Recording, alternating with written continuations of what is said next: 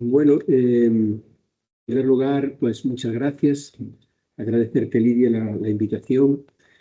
Y sí, voy a hablar del título que me acabas de comentar, pero realmente he preparado una exposición. Sí, habla bajito, Ángel. Sí. Mira, a ver si te... ¿Se oye ahora? Ahora sí. Sí. Te estaba comentando que realmente, un poco por el sitio en el que estamos, en Gran Canaria, pues para suscitar, digamos, una conexión más directa con lo que estoy hablando, pues voy a hacerlo extensivo a los bosques canarios, ¿no? O sea, por una gestión integral de los bosques canarios para afrontar los retos del cambio global.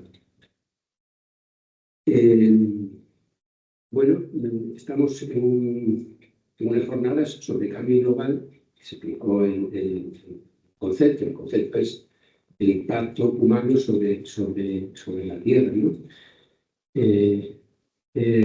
Hay otro concepto que es el antropoceno. Saben ustedes pues, que las eras geológicas vienen en función de, bueno, ¿cómo diría yo? La impresión que ha dejado los sedimentos, la vida, los sedimentos de la Tierra, la estratigrafía de la Tierra. Bueno, pues los distintos periodos geológicos vienen dados en función de los momentos en que se produjeron grandes extinciones, que normalmente vienen asociadas a periodos de vulcanismo muy intenso, también al impacto de grandes meteoritos que cambiaron la ecología del planeta en un momento determinado, produciendo grandes extinciones, ¿no? Entonces, esos conceptos son conceptos que ustedes conocen, son familiares, que todo el mundo los conoce.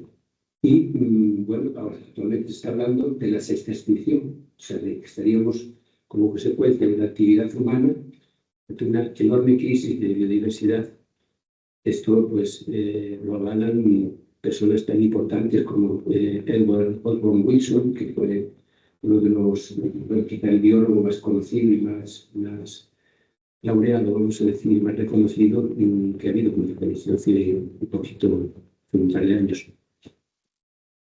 El caso es que sufrimos pues, una aceleración de la pérdida de biodiversidad enorme, pero esto no es algo nuevo, algo reciente.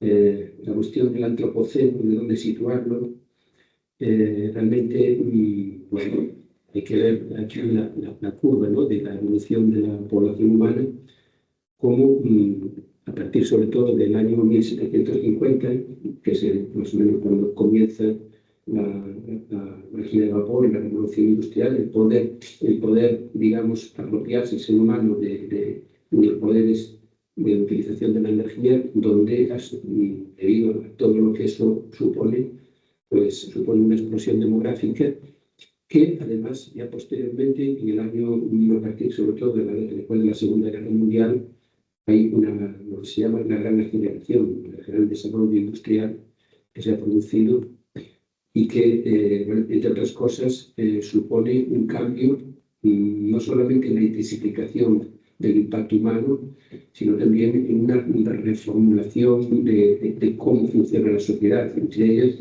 un poco lo que se hablaba anteriormente, sobre todo por Pepe Cuevas, de que estamos hacia una sociedad, hacia una sociedad más urbana, en los países, al menos en los países desarrollados, pero ya que se empieza a ver en muchas zonas del mundo también procesos de concentración de la población en grandes urbes y el abandono del territorio, al menos en las zonas más montañosas y menos dadas a los usos intensivos, ¿no? Bueno, en definitiva, esta curva de población, de la población humana, esta curva exponencial, realmente la tendríamos, si lo aplicáramos a la producción de cemento, bueno, no sería cemento, pero la producción de bienes, el acero, en fin, los plásticos, bueno, todo esto tiene el propio turismo del que se habló, las actividades. Y es como en el caso de los hábitats. Bueno, pues no se ha parado en lo que es los procesos de transformación de los hábitats naturales, sino que también se siguen ampliando las fronteras de los paisajes humanizados en zonas como las selvas tropicales, los bosques subtropicales secos, como el Cerrado, o en las sabanas, donde en la utilización de nutrientes pues, pueden ser ahora cultivados, ¿no? Asociado a todo esto, como sabemos, la producción de soja, en fin.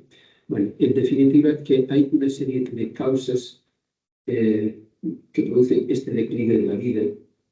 La vida, que no nos olvidemos que la vida es la biodiversidad, es el sustento de nosotros mismos. No es algo que no debemos de considerar ajeno, que la biodiversidad es la que produce el oxígeno, la que produce los alimentos, y en fin, nos va mucho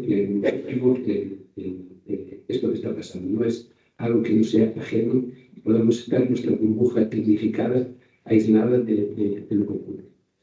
Entonces, esas causas directas de lo que está pasando con el declive de la vida, un poco por enumerarlas o clasificarlas, esa manera que tenemos de clasificar siempre las cosas: la destrucción del hábitat natural, la explotación excesiva como tal. Estamos no solamente hablando de que si acabamos con disminuyendo los poblaciones del oso polar, no, estamos realmente las poblaciones naturales de mamíferos, de grandes mamíferos, por ejemplo, ya están solamente en las reservas, ¿no? Tened en cuenta que la biomasa de los seres, de los mamíferos, los seres que viven sino los seres que viven en la Tierra, en el medio terrestre, apenas el 4% de la biomasa es biomasa natural. El resto es de las poblaciones humanas, el 35%, y el resto son los animales domésticos. Estamos realmente con unas cifras que nos indican realmente el dominio del ser humano, ¿no? La invasión de especies foráneas, que no es solamente porque invadan, es que ahogan y desplazan a las especies nativas, ¿no? Y después están otros agentes, porque esto es muy complejo, pero las cuestiones de contaminación que afectan a todo el planeta, ya los óxidos de nitrógeno, el CO2, como el mercurio, y todos estos nutrientes y estos plásticos, ¿no? Que todas estas sustancias que el hombre, artificiales, que el hombre ha ido creando, generando, y que no, muchos de los casos no pueden descomponerse, pues están ya en toda la corteza terrestre, en la atmósfera y en nuestras venas, ¿no? Y bueno, todo esto, este panorama como introducción, ya nos lleva un poco a las islas, ¿no? ¿Por qué en las islas estos fenómenos que estamos hablando de declive de la vida ocurren de una forma más acusada? Están acusados como que el hecho de que las islas apenas representan el 4% de la superficie terrestre, pero suponen el 15% de las especies terrestres. O sea, hay una biodiversidad, un incremento de la biodiversidad mayor en las islas, porque lo que hay en las islas son especies únicas, no son compartibles. Esa es la razón. Y que representan el caso del 70% de las especies extintas conocidas. O sea, a medida que el ser humano ha ido llegando a las distintas islas, ha traído consigo pues, los gatos, las distintas enfermedades, en fin, los depredadores que han ido acabando con especies como el famoso oro, que son los emblemas, los iconos de la extinción, las moas las moas en Madagascar, o nuestros propios, sin ir más lejos, nuestros propios lagartos gigantes que aunque no están extintos en algunos casos, realmente funcionalmente están extintos. Donde están ya unas poblaciones que...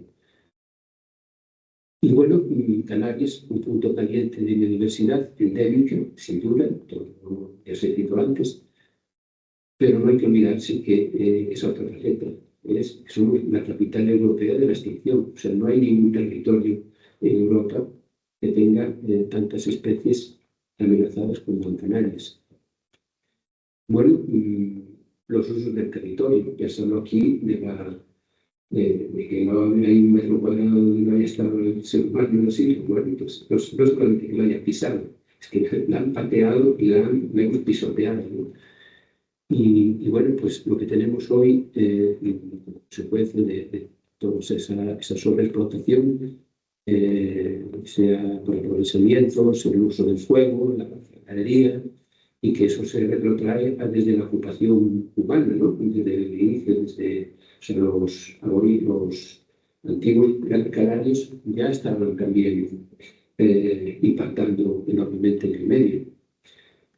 Bueno, pues como consecuencia de esto, bueno, me he copiado aquí este mapa, ¿no?, de la evolución de los ecosistemas forestales de Gran Canaria, donde pues vemos como los siglos ha habido esta reducción, pero no solamente reducción, la fragmentación, o sea, la desconexión, o sea, la reducción y limitación con unas piezas que ya no están conectadas unas con otras, y no solamente esto, sino también, además, la degradación. Lo que nos ha llegado está muy, digamos, muy empobrecido, muy vaciado respecto a lo que hubo originalmente. Esto hablaremos ahora. Bueno, esto, como digo, empieza a cambiar a partir de la gran aceleración. Hay una quiebra de la gestión tradicional como consecuencia de la globalización, la migración hacia las ciudades y hacia los países, hacia Venezuela, hacia Cuba. En su momento, todo esto hubo un cambio y una reformulación del uso de la tierra, sobre todo muy importante a partir de los años 50. Esto da pie también a la posibilidad de la eliminación de la ganadería en algunos montes públicos en los años 50, en la creación y la realización de las grandes repoblaciones, estas famosas imágenes, ¿no?, de las cumbres aquí de Gran Canaria, ¿no?, hecha sobre todo esta repoblación forestal. Esto ya lo apunto un poco, un planteamiento bueno, de crear una sala forestal, en parte también para producir, porque de aquello no había la posibilidad de importar madera. Estamos en un momento en una España aislada y por tanto no había un planteamiento moderno de lo que es hoy las repoblaciones posibles de conservación o de recuperación de la biodiversidad. Ahí eran plantaciones de pinos, algo muy meritorio, sin duda, pero bueno, hay que ver un poco también el contexto y las limitaciones que tenía. Y bueno, a partir de los años 80-90, un cambio que es menos importante del que parece. Está más en el papel que muchas veces en la realidad, que es la creación de los espacios protegidos sobre un 50% del territorio. Un territorio que en muchos casos no es una protección estricta, en sentido estricto, no son ecosistemas vírgenes, ni mucho menos, sino que muchos de ellos son espacios incluso rurales, con usos y demás. No estamos hablando de una protección extrema, ¿no? O sea, de los parques naturales y en algunas reservas. Y bueno, como consecuencia de la revolución rural, bueno, pues vemos esos bancales que tanto ama Esther, bueno, pues son invadidos por la naturaleza, que quiere recolonizar y recuperar su territorio, ¿no? Aquí vemos un poco en los mapas, lo que ustedes reflejar es cómo ha ido cambiando el paisaje en las zonas donde potencialmente puede vivir el monte, ¿no?, en la Londisilla, en la isla de La Gomera. Utilizo mapas de la isla de La Gomera porque es lo que me pongo y lo que he trabajado, ¿no? Entonces, hemos hecho este tipo de trabajo donde se ve esa recolonización de espacios agrarios que estaban en los años 50 de color, y este color más como canela, ¿no? Más, que ha sido muy importante, ¿no? Un poco por repasar un poco nuestros bosques, tenemos los animales del bosque querófilo, la herencia, digamos, mediterránea, la versión mediterránea de nuestros bosques, que allá pues, son los bosques, digamos, más empobrecidos y más reducidos de todos los bosques que tiene Canarias. Bueno, pues, y además muy limitada a la vertiente norte. Fíjense aquí, por ejemplo, en el caso de la vertiente sur de la isla de La Gomera, donde son paisajes que tenían que haber sido volcanes, igual que la foto anterior, pero que han desaparecido completamente este tipo de bosques, ¿no? Que han quedado refugiados en estas manchas que podemos ver ahí en los acantilados de la derecha, ¿no? Que nos sirven, son nuestros negritos, reliquias, que nos indican un poco que hay un bosque, ¿no? En el sitio menos apropiado, ¿veis? Como en las viñetas. Y además, lo que estamos viendo y estudiando las evidencias es que en determinados sitios inaccesibles, las dos fotos de la derecha, ven como la de arriba tenemos un bosque de salida en un espacio totalmente agrario o de barrancos totalmente desnudo de árboles. Y abajo, una especie, pues, un individuo que se encontraba en ese roque, el Lotus homeritus, que se encontró hace poquísimos años, ¿no? Seguimos todavía encontrando especies de estas que estarán a punto de desaparecer, esa preciosidad, pero no hay que irse a estas especies. Fíjense en la foto de la izquierda, al lado de una palmera, ¿no? Es una zona totalmente, digamos, ruderalizada por el impacto del ganado. A ver, sí, pero son plantas. Y la única lagarza que nosotros encontramos en un territorio adulta está escondida en una palmera. Es ahí donde la encontramos. Esto es un poco para que ustedes vayan dándose cuenta de lo que estamos hablando. De que la naturaleza que tenemos es una naturaleza, como se indica, cada metro cuadrado ha sido alterado, unas zonas más, en otras menos, pero sigue existiendo también la naturaleza. O sea, a pesar de ese impacto, que nadie utilice el que estamos muy alterada para decir que nuestra naturaleza está quitada, ¿no? Por tanto, estamos libres para poder hacer lo que nos dé la gana. El caso de la Laurisilva, pues un caso también muy extremo, porque teníamos en torno a unas 90.000 hectáreas de superficie potencial de Laurisilva, en Gran Canaria ya prácticamente queda apenas prácticamente nada. Tenemos de las 90.000 hectáreas, en total unas 20.000 en muy bajo estado de conservación, otras 6.000 más o menos buenas, y después zonas buenas, realmente tenemos 3.000 y 4.000, muchas de ellas en el Parque Nacional de La Gomera.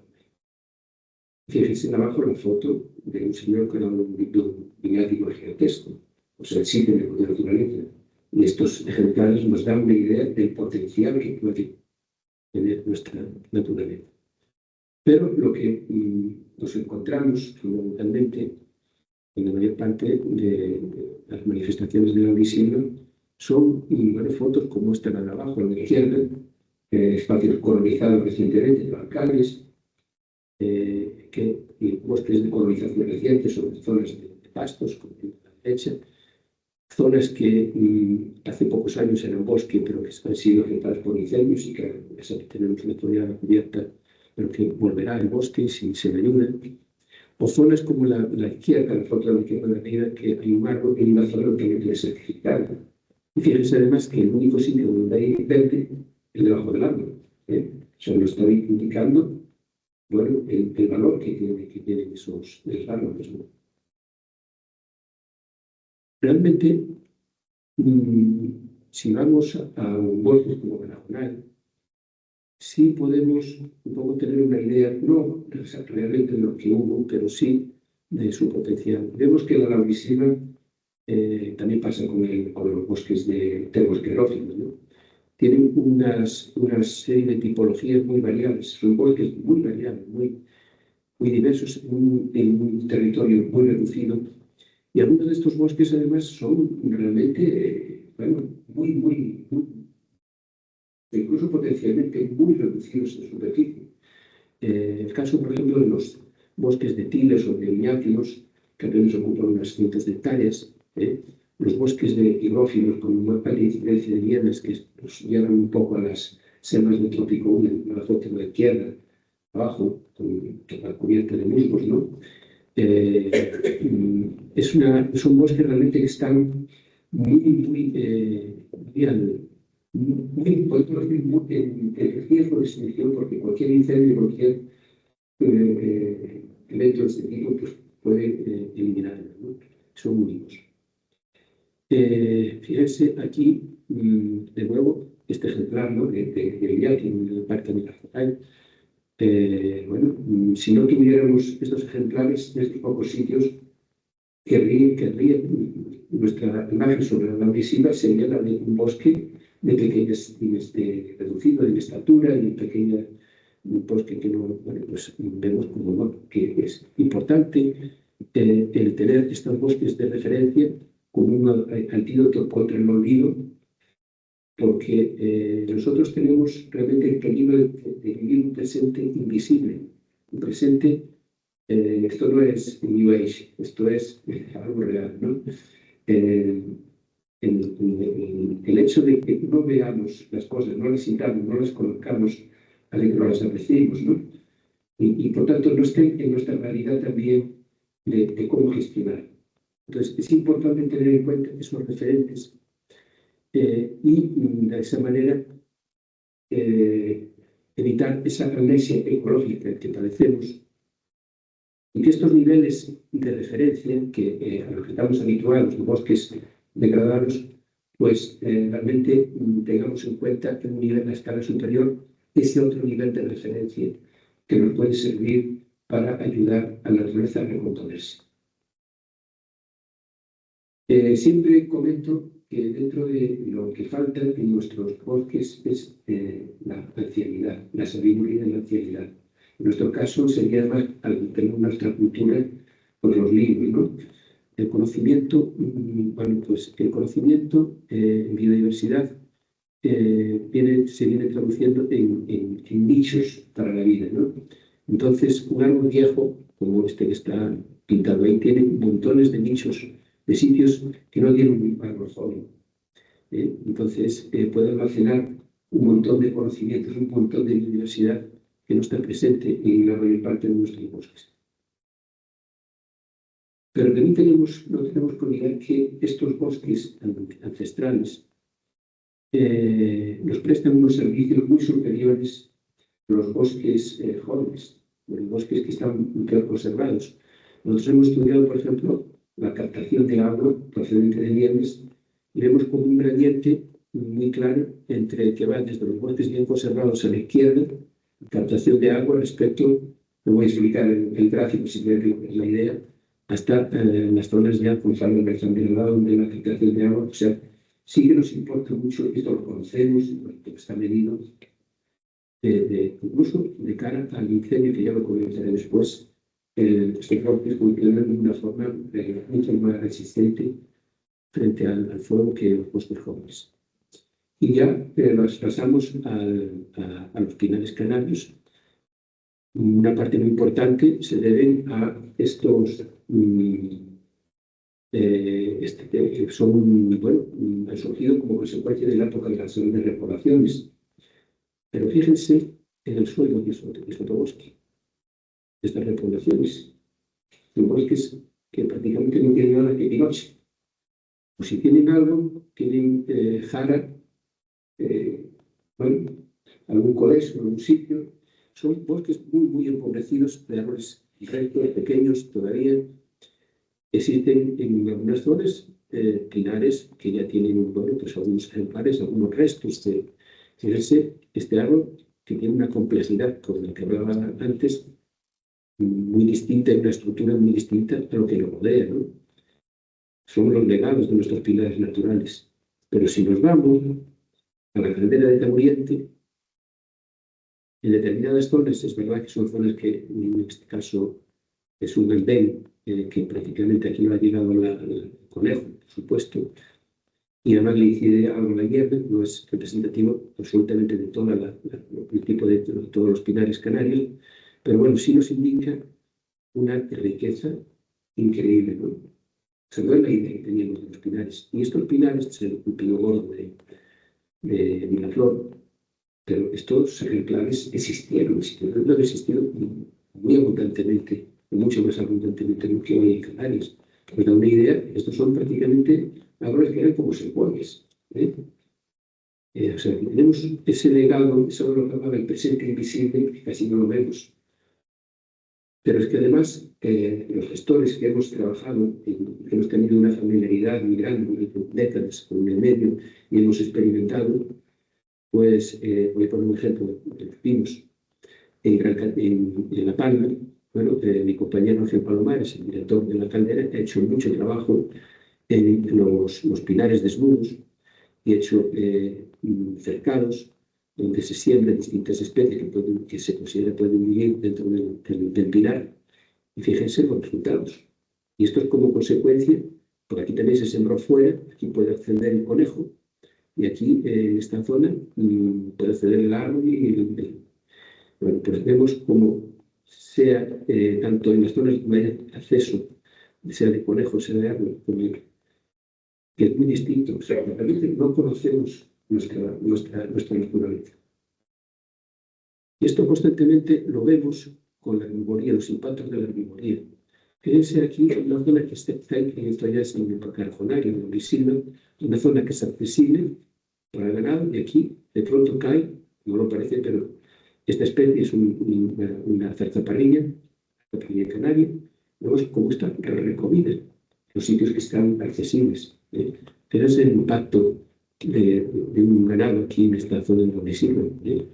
O sea, en la actualidad, donde ya prácticamente los usos del territorio han bajado mucho, no se están produciendo en buena parte del territorio procesos de recolonización y de naturalización porque está presente el ganado suelto. Y eso a pesar de que nadie se beneficia de ello, bueno, pues está ahí la espada de Damocles, ¿no?, de los herbívoros.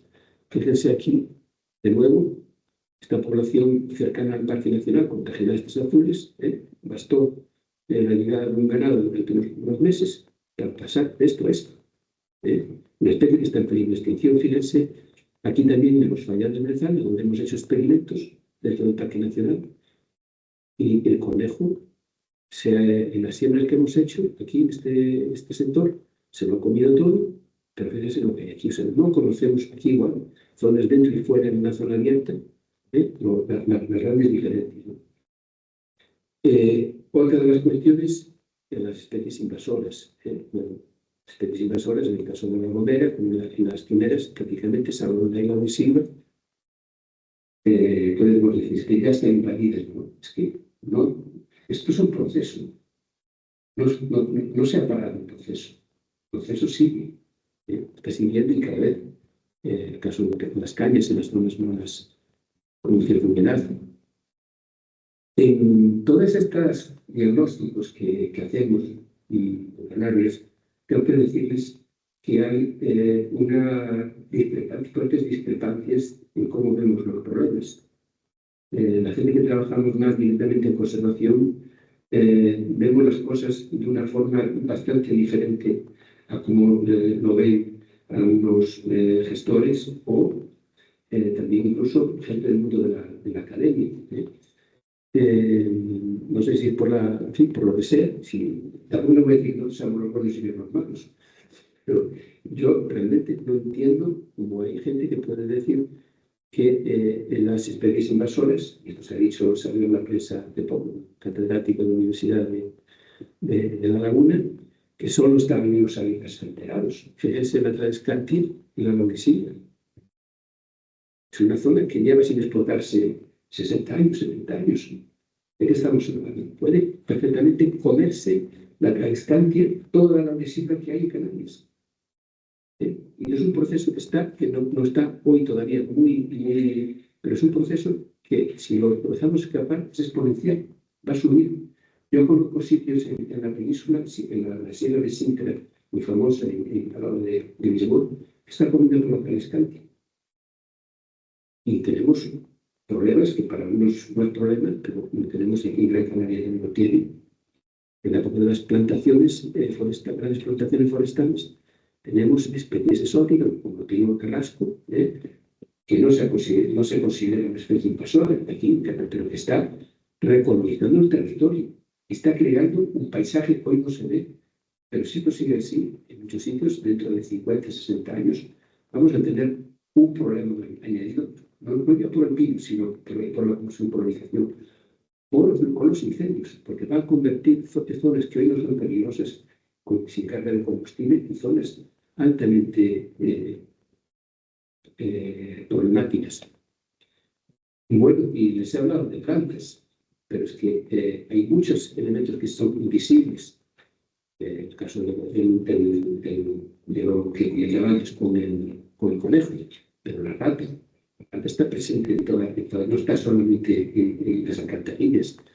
Y fíjense aquí la dispersión, cómo está impidiendo, o sea, la predación que hacen sobre cuando hacemos siembras en la laurisilva, en zonas de variedad, para ver si se puede recolonizar. Y pues hay una depredación brutal en pocos días. Se han comido las semillas, ¿no? Esto lo hemos comprobado con mucho. Bueno, y la miga del pastel, en todos estos problemas, viene el cambio climático, que forma parte de todos estos cambios que no son nuevos, muy graves, cada vez más graves, pero el cambio climático viene digamos, a solaparse y a potenciar todavía más los problemas. Pero, por ejemplo, un conejo, si tenemos conejo, un sitio que se va abriendo por la sequía, y que en la zona, pues el conejo va a entrar mucho más. Entonces, bueno, estamos viendo como, por ejemplo, en Aragón hay zonas, sobre todo en la periferia del monte, que se están secando los árboles. Y detrás de esto se secan toda buena parte de la biodiversidad que demanda más agua. En la propia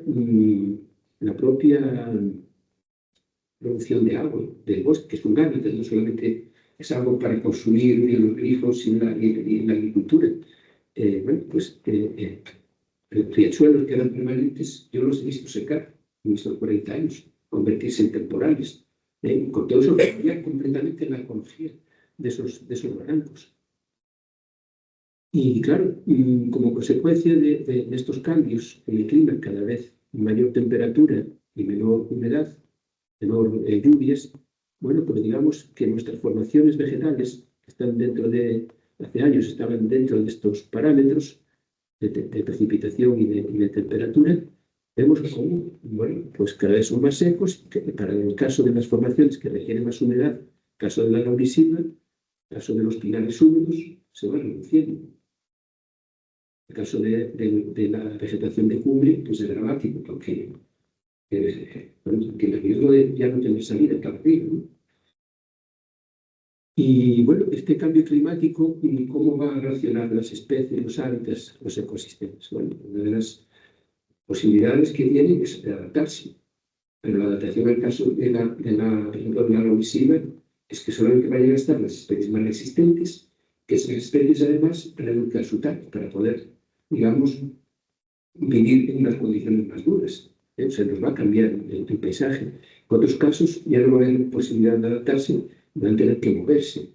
¿Y hacia dónde? Bueno, en este caso tenemos un territorio muy rugoso, con muchos microclimas, que son libre y montañoso, y que las migraciones en altura pueden producirse, digamos, en poco espacio de tiempo. Eso es una ventaja. Pueden migrar también de norte hacia los nortes más favorables, y hacia arriba. Y también los refugios, ¿no? Como comentaba. Pero la cuestión es, ¿y pueden emigrar nuestras especies? Pues en muchos casos no, porque hay muchas restricciones. He comentado antes los herbívoros. Si resulta que están las especies afincadas en los riscos, si quieren bajar, tan pronto bajen a las zonas de sidra, ahí se nos saltan nuestro ganado. Este ganado, no es nuestro ganado, este ganado que anda pululando por ahí, ¿no?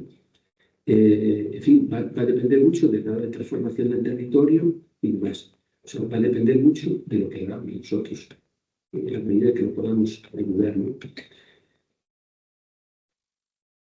Bueno, y el incendio. También hay técnicos y académicos que le quitan problema porque dicen que el incendio estaba siempre aquí. Se llega a decir que si nuestra flora y nuestra fauna llevan los genes del incendio, porque se supone que se han adaptado a él. Y bueno, vamos a ver, existen estudios que efectivamente nos indican que los incendios, si estamos en el año cero, en la actualidad, a través del estudio de concentración de carbones en sedimentos, en suelos, vemos como que sí, había fuego, pero que estos son disparados desde la vida del ser humano, o sea, tenemos mucho más fuego. Y esto es algo que afecta a todo el planeta, no es solamente aquí en Canarias. Y, digamos, uno de los factores de cambio global es el aumento de los incendios. En la atmósfera del ser humano está quemando el planeta. Y además son mucho más intensos posiblemente como fueron originalmente, porque los incendios fundamentalmente es por rayo. En islas como La Gomera, yo no conozco una sola tormenta que haya producido incendio en 40 años. Aquí en las islas más grandes, de mayor gravedad, sí se produce por año, pero apenas son naturales y se producen, aunque apenas se producen respecto a las fuentes de ignición humanas.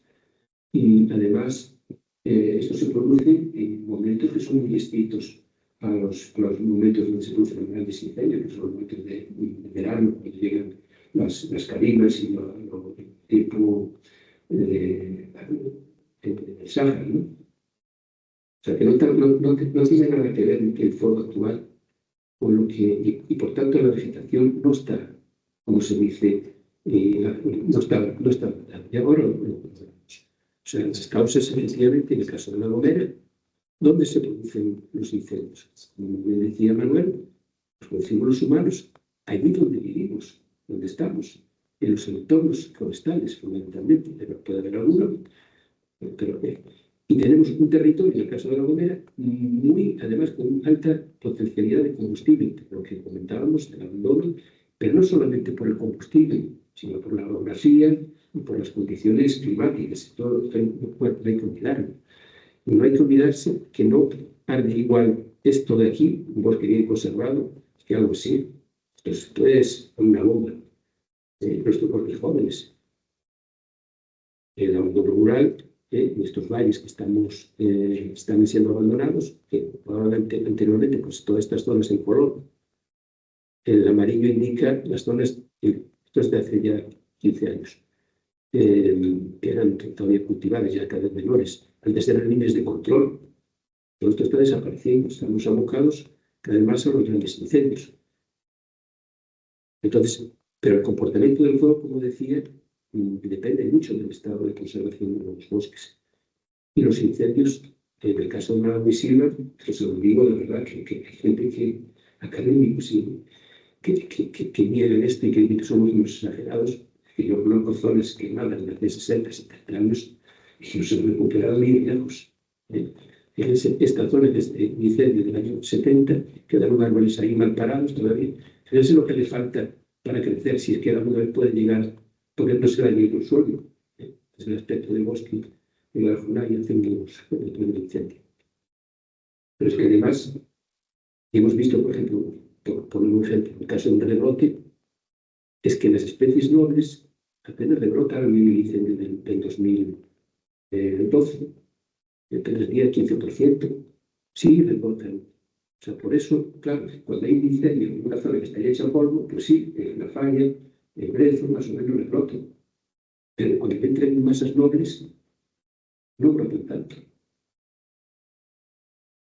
Y además sí que hemos estudiado la flora amenazada, zonas donde tenemos registradas las poblaciones, porque la mayor parte de cuando se habla de que no hay impactos en el incendio, es porque realmente, en parte, no se conocía lo que había antes. Y si se conocía que las zonas estaban muy alteradas y ya efectivamente lo poco que había aguanta el incendio. Pero fíjense en unas zonas más o menos conservadas con especies raras, donde vemos que apenas hay especies que recuperan bien, la mayor parte recuperan muy mal. Muchas de ellas con poblaciones que han desaparecido completamente. Esto lo conocemos, fíjense, poco, además, aquí en el Roque de Gal, aquí arriba, tenía este cerro. Este cerro aguantó otros incendios anteriormente. Llegó un incendio que al final le tocó. O sea, que no podemos hablar además del impacto de un incendio, tenemos que hablar de una secuencia, de un régimen que estamos teniendo a lo largo de décadas. Y hay que verlo en ese contexto.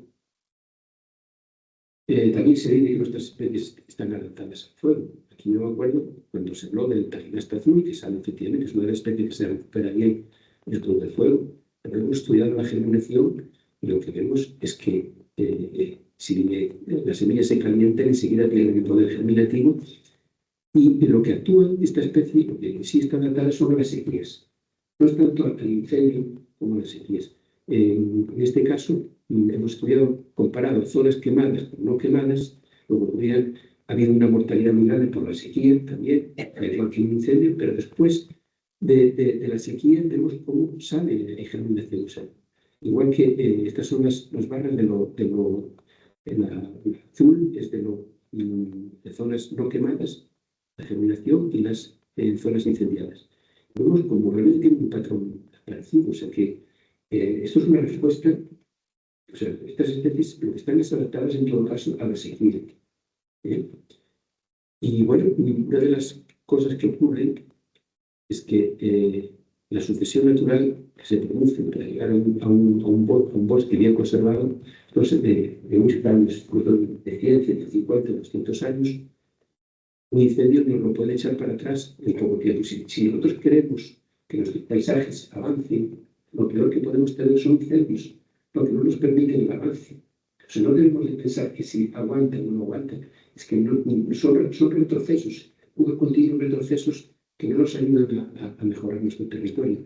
Y además, en el caso de la agresiva, al menos, esto de que la paradoja del fuego, de que tú lo comentabas, lo que ocurre es al contrario.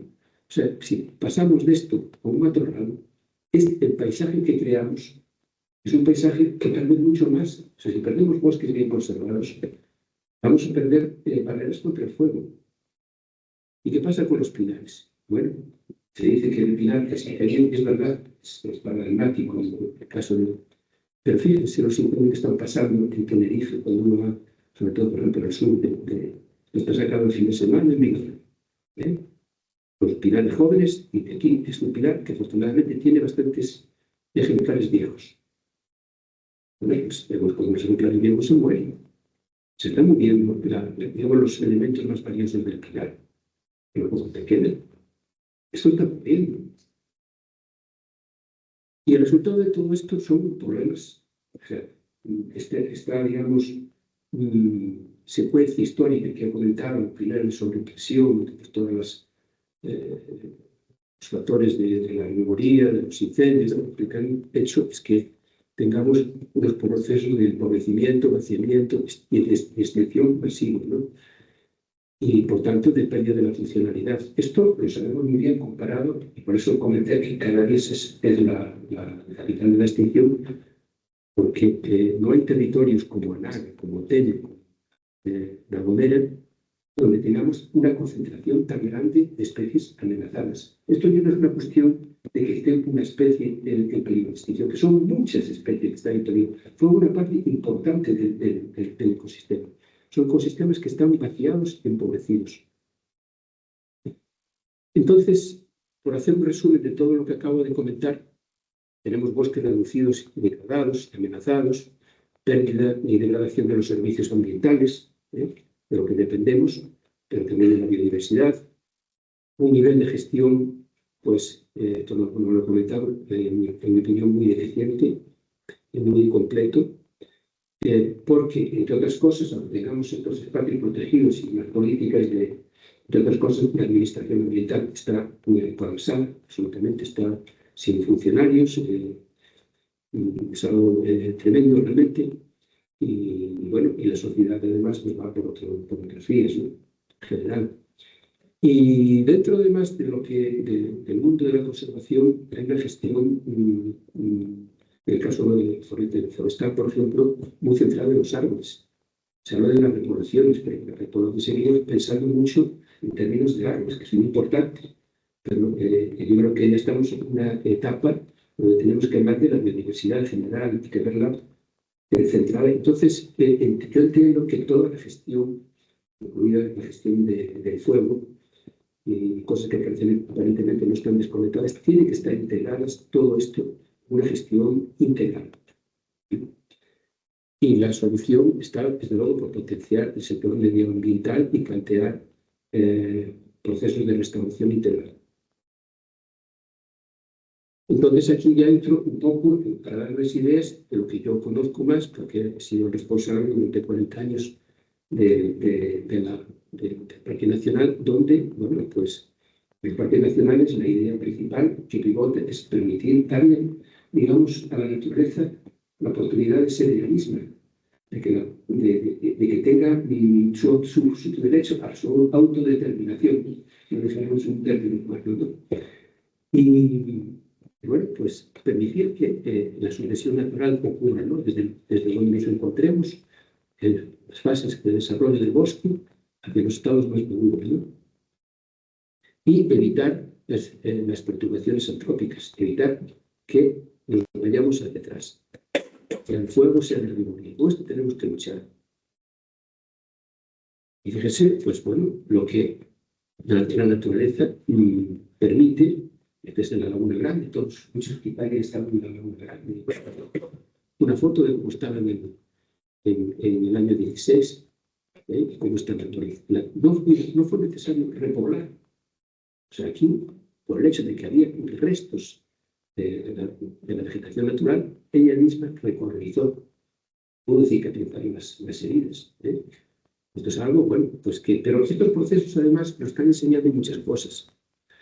Aquí tengo unos gráficos de cómo van funcionando, por ejemplo, los fallales brezales en Lagunera, donde ven los tamaños de los árboles, el número de árboles que hay por tamaño, ¿no?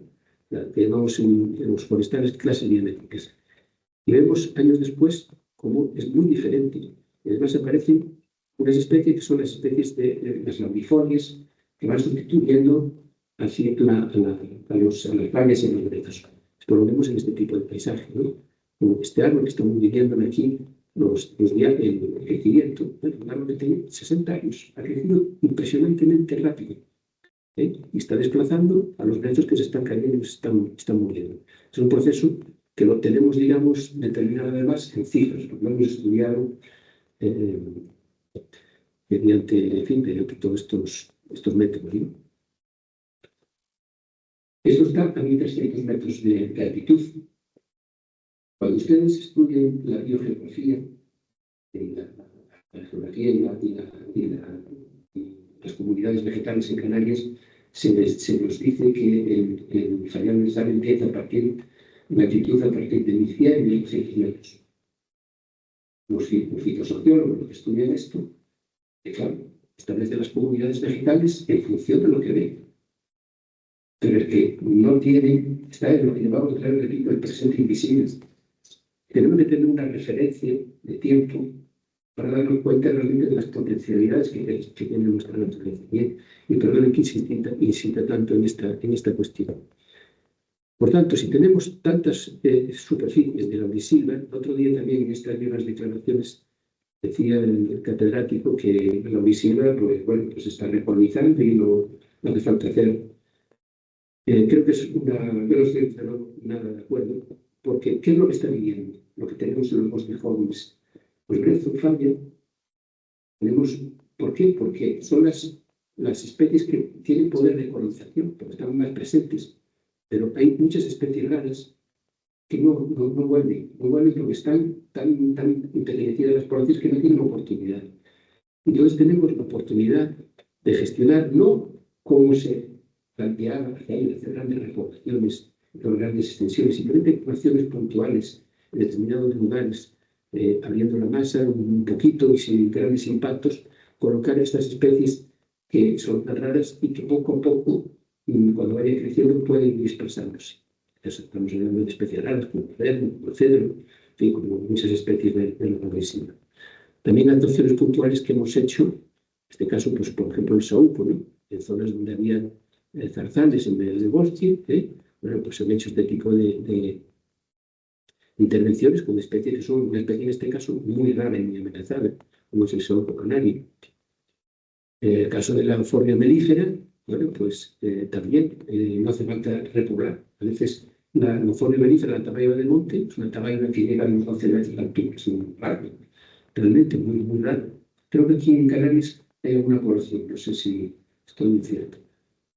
Bueno, pues las poblaciones que tienen que tener unos equilibrios muy lábiles, muy complicados, porque le afecta la competencia de otros árboles, simplemente gestionando, cortando algunas ramas de los árboles competidores, hemos pasado de una población que teníamos un solo individuo, y en este caso en concreto lo estoy poniendo, a 500 individuos. Podemos ayudar a la naturaleza a salir adelante.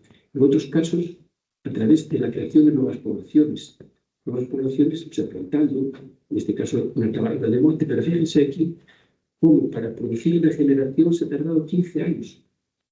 Los proyectos LIFE, estos europeos, que duran 2 o 3 años. O sea, necesitamos un tipo de gestión integral a largo plazo que realmente esté de acuerdo con el marco natural y las necesidades naturales y no con las necesidades de la burocracia. A veces estas especies son simplemente como un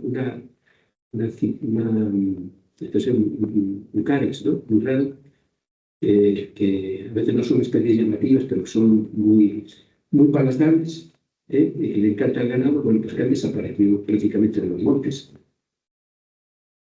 El paso de las especies invasoras. Aquí tenemos, por ejemplo, este ejemplo de la Tradescantia, ¿no? Que ponía antes, bueno, simplemente quitándola, fíjense cómo ha vuelto enseguida a recuperarse con geranios, ¿no?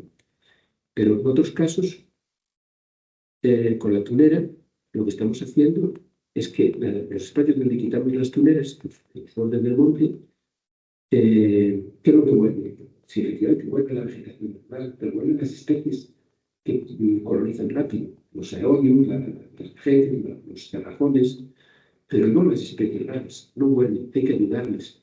Por eso trabajamos con todas estas especies en los huecos donde vamos creando, donde vamos eliminando las tuneras. Y para esto, muchas veces se necesita tener un huerto de reproductores. Aquellas especies que son muy raras, que están metidas en los riscos, no nos pueden producir la cantidad de semillas que necesitamos. Necesitamos crear sitios viveros, pero también huertos reproductores como esta huerta que tenemos aquí, tenemos llenado de saúcos. Bueno, pues vamos produciendo mucha cantidad, porque tenemos que trabajar a una escala importante. O sea, los retos que tenemos son de trabajar a muchísimo más escala. En Canarias, fíjense, tenemos más de 200, 230, 240 especies amenazadas. Apenas 20 y pico tienen hoy en la actualidad planes de recuperación. Y de todos los planes que yo conozco, no se están llevando a cabo. Solamente se están llevando a cabo planes en cantidad en Caracolí estamos trabajando en torno a unas 50 especies. No todas catalogadas, pero especies raras. Y todas estamos creando poblaciones y aumentando esa biodiversidad y ayudando. No pretendemos hacer jardinería, no pretendemos pretender un control total en absoluto. Pretendemos crear los focos de colonización para que vuelva esa diversidad natural. Desde luego tenemos que eliminar el ganado. Y esto es una lucha en la actualidad por parte de la ciudadanía que entiende que tenemos que actuar contra estos animales que no benefician a nadie y que se están cargando, no estamos afectando a una especie, estamos afectando a una proporción de biodiversidad inmensa. Estamos en riesgo de una desertificación mucho mayor de la que ya tenemos. Cuando se hablaba en el gobernador de esas tormentas que nos llevan rastra la tierra, debe de acordarse de que esto, en parte, en buena medida, esto no tenemos buena cobertura vegetal. No tenemos buena cobertura porque este ganado, entonces, se está pisoteando Los terrenos no tienen capacidad de infiltración, no tienen la vegetación para que actúe un amortiguamiento, y esto es lo que ocurre. También hemos trabajado en las grandes plantaciones que se hicieron, en este caso a finales de los años 60. Teníamos toda esta parte del parque cubierta de pinos, de plantación, solamente pinos, no había biodiversidad en muchos casos. Y bueno, pues a través de una gestión cuidadosa, meticulosa, durante mucho tiempo, a través de acarreos y de plantaciones, pues bueno, hemos ido recuperando las cumbres de la isla. Tenéis estas fotos de pinares donde bueno, pues, se transformó y cómo ha cambiado, transformando de plantaciones y matorrales de distinto tipo a una cobertura en la recuperación del Manovisilo en las cumbres de la isla. Desgraciadamente, en el año 2012 tuvimos un gran incendio que afectó muchísimo, y entre otras cosas, y esto es otra de las cosas que se me dice, ¿no? Que si no afectan los incendios, bueno, pues todas estas zonas en amarillo afectadas por el incendio están mal organizadas. Se ha perdido el bosque. ¿Cómo es que alguien se atreve, desde un púlpito de una academia o desde lo que sea, decir que no? Yo, desde luego, respeto a todo el mundo, pero no puedo comprender decir que no ha ocurrido nada. Somos unos exagerados, porque estos son cifras y es una realidad. Aquí trabajamos con el matorral como amigo. El matorral no es nuestro enemigo.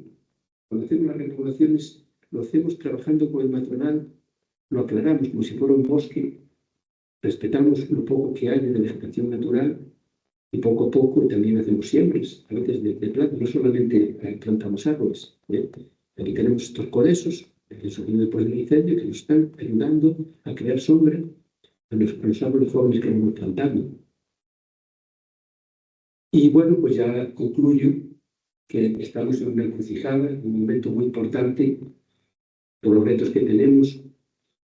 Europa, digamos, la Unión Europea, tiene, esto les sonará algo, a través de la prensa, de la famosa Agenda Verde, donde bueno, pues están tomando medidas para transformar la economía, la forma en que tenemos de vivir y de producir, de una forma, pues, estamos más que procurando, en el caso, por ejemplo, de las emisiones, llegar a una economía neutra en emisiones a partir de mediados de siglo, ¿no? Bueno, esto afecta a todos los sectores económicos, a todos los, digamos, el transporte, la forma de producir en la agricultura, todo, ¿no? Pero también en la naturaleza, en la biodiversidad. Y hay una ley europea de restauración de la naturaleza que ha salido con muchas dificultades. Esto abre desde luego unas perspectivas para gestionar, porque va a haber seguramente pues, unos fondos muy importantes para desarrollar esto. La cuestión es, ¿estamos preparados en Canarias para gestionar esto adecuadamente? ¿Tenemos la visión adecuada, vista las controversias que hay, de cómo restaurar, cómo hacer las cosas? Yo tengo mis dudas. Tenemos una administración que está en los huesos. Creo que no hay suficiente claridad en ideas y muchas cosas. Creo que falta mucho diálogo y tratar de concertar cómo hacer las cosas en el futuro. Y en cualquier caso, este reto que tenemos pues, es un momento crucial para entender y superar el pasado de destrucción de la naturaleza y de pasividad en su gestión y convertirnos en protagonistas positivos de la recuperación. Restaurar nuestros ecosistemas degradados con el fin de recuperar con la mayor plenitud posible su biodiversidad, estructura y función. Y considerar el reto formidable de reconstruir nuestros bosques, sumergiéndonos en la complejidad de una gestión de restauración integral. Pensamos no solamente en los árboles, sino pensamos en toda esa biodiversidad que pueden acumular en estos bosques. Muchas gracias.